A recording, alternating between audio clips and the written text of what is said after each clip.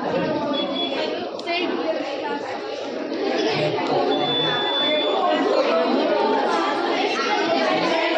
is our project automatic drainage cleaning system. We have taken the example of when there is rain in the city, the water is blocked due to the blockage of drains.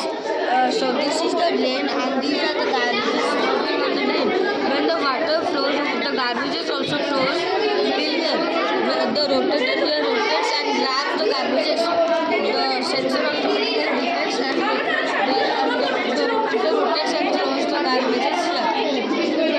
Drainage cleaning system is used to filter unwanted waste from human environment. It is often difficult to separate unwanted and wanted wastes from the drain. Some people use the social filter, for example, irrigation and water quality.